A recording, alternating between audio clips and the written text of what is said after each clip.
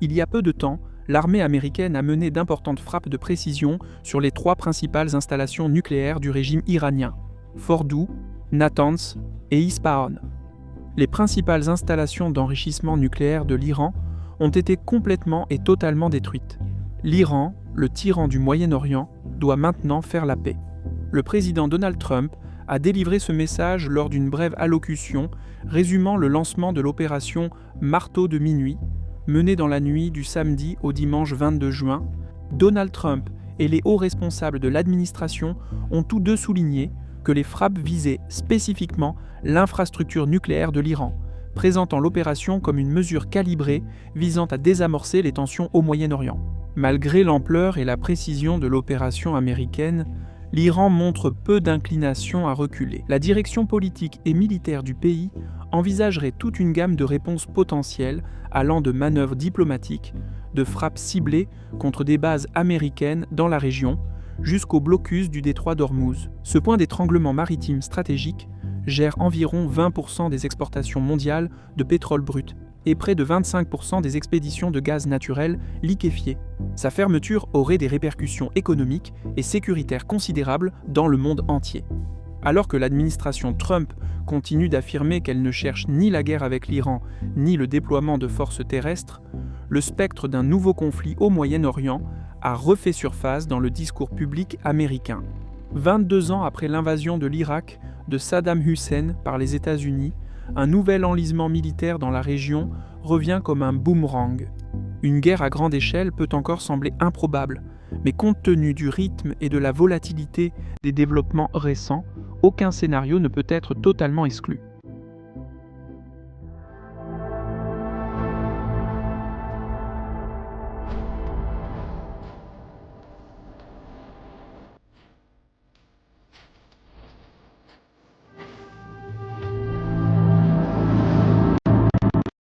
L'escalade des tensions entre Israël et l'Iran met en évidence la complexité des conflits modernes au Moyen-Orient.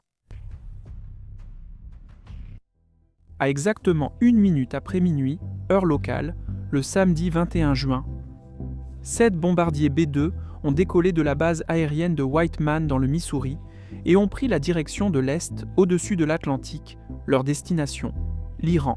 Après un vol de 18 heures, comprenant plusieurs ravitaillements en vol, les bombardiers sont entrés dans l'espace aérien iranien peu après 2 heures du matin heure de Téhéran, marquant le début de la phase décisive de l'opération. Les frappes visaient 3 installations clés liées au programme nucléaire iranien, Natanz, Ispahan et Fordow. Le site souterrain de 12 bombes GBU-57 à pénétration massive, des bombes anti-bunker conçues pour détruire des cibles renforcées. 2 autres bombes, GBU-57, ont été larguées sur l'installation de Natanz.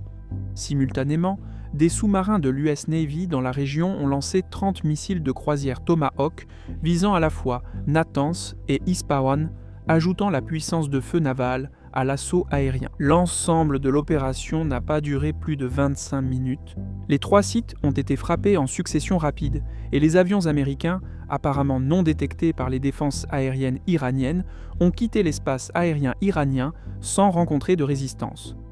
Les responsables américains estiment que les systèmes de défense aérienne iraniens n'ont probablement pas détecté les bombardiers furtifs.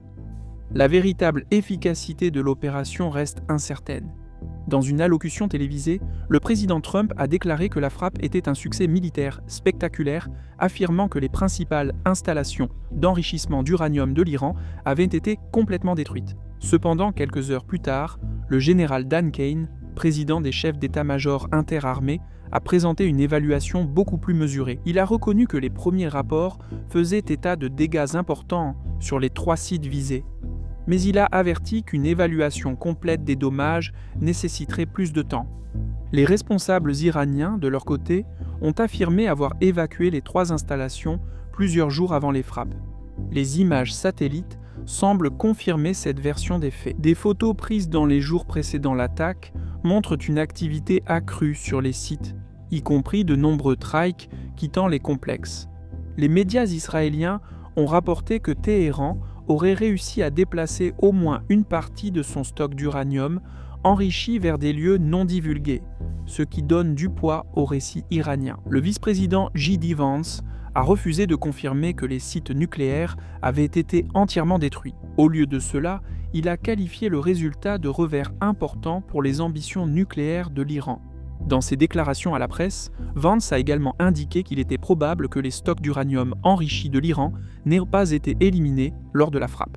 Il a indiqué que l'administration tenterait d'engager Téhéran dans des discussions diplomatiques dans les prochaines semaines. L'administration Trump cherche activement à dissuader l'Iran de riposter à l'opération Midnight Hammer. Le vice-président J.D. Vance et le secrétaire à la défense Pete Hegseth ont tous deux souligné que la frappe américaine visait spécifiquement les infrastructures nucléaires de l'Iran et que Washington n'a aucun intérêt pour une invasion terrestre ou un changement de régime. Le président Trump s'est aussi dit ouvert à reprendre les discussions avec Téhéran. Fidèle à lui-même, il n'a cependant pas pu s'empêcher de susciter la controverse peu de temps après. Citation : « Il n'est pas politiquement correct d'utiliser le terme changement de régime. Mais si le régime iranien actuel est incapable de rendre sa grandeur à l'Iran, pourquoi n'y aurait-il pas un changement de régime ?» Trump a écrit cela sur Truth Social. L'Iran est désormais dans une impasse stratégique. Ouvrir des négociations avec les États-Unis reviendrait en effet à concéder une défaite.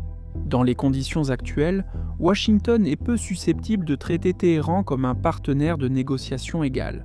Au lieu de cela, l'Iran serait relégué au rôle d'un adversaire vaincu, cherchant la paix selon les conditions du vainqueur, des conditions qui pourraient s'avérer diplomatiquement humiliantes. Israël vient compliquer davantage ce dilemme. Même si Téhéran entrait en pourparlers avec Washington, rien ne garantit que cela mettrait fin aux frappes aériennes israéliennes. Sur la politique iranienne, le Premier ministre Benyamin Netanyahou a démontré à plusieurs reprises sa volonté de suivre une voie indépendante et affirmée, indépendamment des préférences américaines. Des négociations avec les États-Unis présenteraient des risques politiques pour le régime iranien.